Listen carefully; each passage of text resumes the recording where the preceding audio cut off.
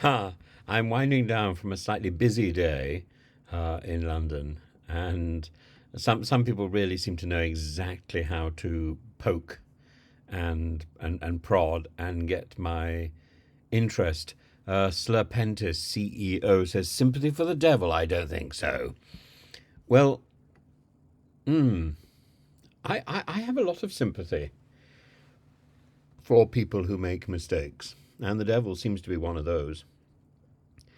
I drift from sympathy to fury with people like Farage and even Tommy Robinson, who strikes me as somebody who is so desperate he's sort of dropping in and out of insanity, mania. But, he must be very anxious, and I am sympathetic about that. And I have great, I think the choices people make, they're not necessarily choices that they make logically or even considering all the outcomes. They're things people drop into and fall themselves, find themselves in, often by error. And if you go to Samson Agonistes or Paradise Lost, these great works by John Milton, in Samson Agonistes, it's not clear that Samson is sort of determined to be a hero. It's not clear that Delilah or Dalila is determined to be a villain. And in Paradise Lost, it's not clear that Satan is an out-and-out brute. Well, he is, but what caused that? If you follow all these sort of grimoires, there are there are 7 princes of hell. I don't think I can remember all of them.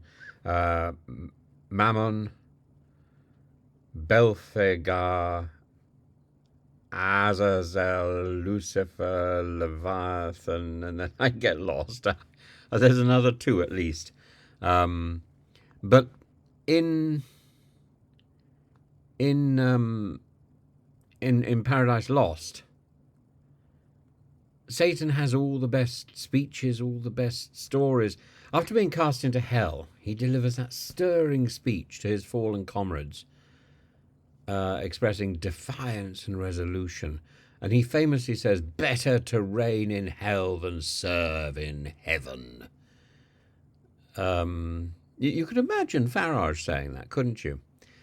Milton portrays Satan as a tragic figure who, despite his immense fall for days and nights, refuses to submit, demonstrating a certain admirable quality of perseverance in adversity, resilience, arrogance.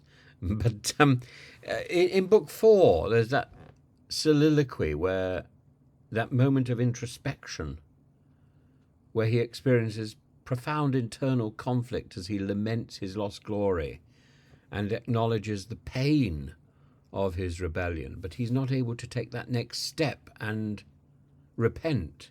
He admits, "Which way I fly is hell, myself am hell." And the passage reveals Satan's deep despair, his self-awareness, which in itself evokes sympathy, doesn't it? As he grapples with the consequences of his actions and the irrevocable loss of his former state. When I think of I think of so many people in the media who I've castigated, but who fundamentally I have, I was going to say I have sympathy for, but I was going to also use the word affection. I think there, but for the grace of God.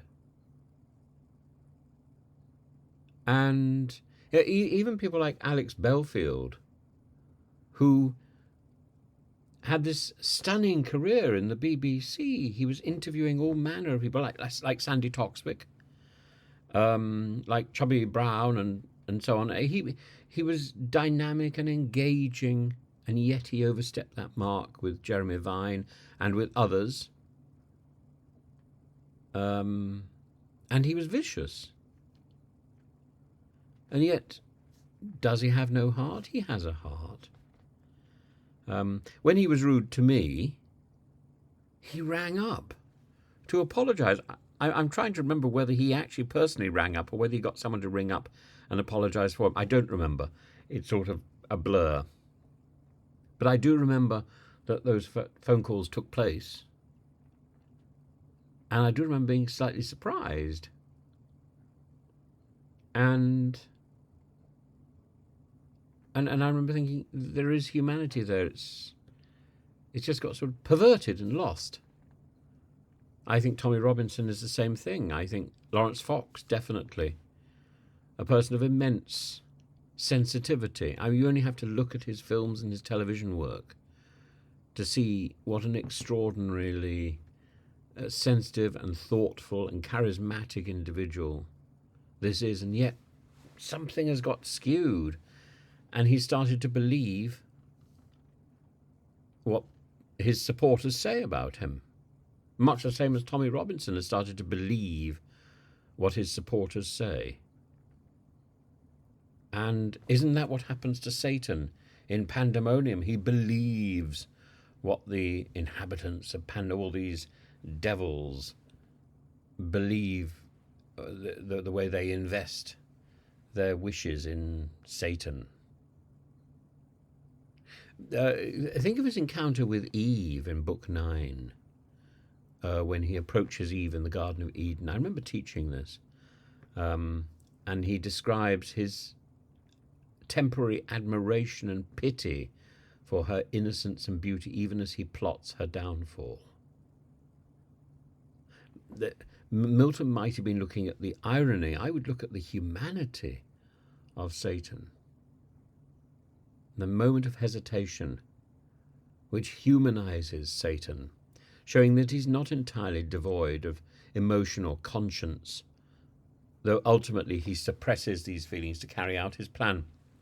I am thoroughly and absolutely committed to the ideas in some sort of Clement of Alexandria and so on, perhaps not entirely of apocatastasis, but certainly of the idea that we can pray for the salvation of the devil.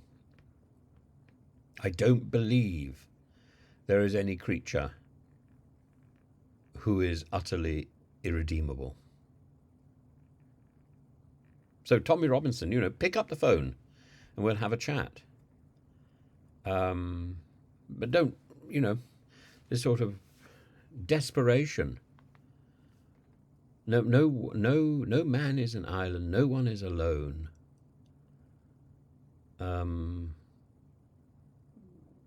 But and everybody can turn back.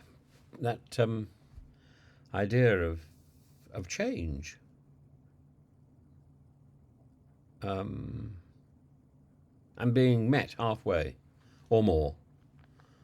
But throughout the poem of Paradise Lost, I love Paradise Lost because of this, because of the humanity of Satan. I love it. And the heroism of Satan. And Milton endows Satan with traits commonly associated with the tragic hero. Pride, ambition, a fall from grace, and yet his charismatic leadership, his rhetorical skill, makes him a compelling character. And Milton's depiction of his struggles against divine authority invites the readers to understand, if not to sympathise, with his plight. And so while Milton ultimately reaffirms the moral order by condemning Satan's rebellion, these moments, these chinks in the great armour of ethics, imbue Satan with a complexity that evokes a degree of sympathy from the reader, a degree of empathy, a degree of understanding, and again I go back to the sort of Officer Krupke song in West Side Story. There may be many reasons to explain our folly. And we may not be fully responsible for it ourselves. And therefore, there are many ways back. And the fact that we have all tasted folly should make us so much more sympathetic to those people who perhaps have indulged in it rather more vigorously or rather more publicly. And every so often I think, yes, I want to be very decisive about this. But at the back of my mind is the thought that there but for the grace of God. And Tommy Robinson is certainly at the front of my mind. But Alex Belfield too. And I know they've made people miserable. But there is a core of integrity and honesty and sweetness that can be found in anybody, even in Satan. Even in Satan.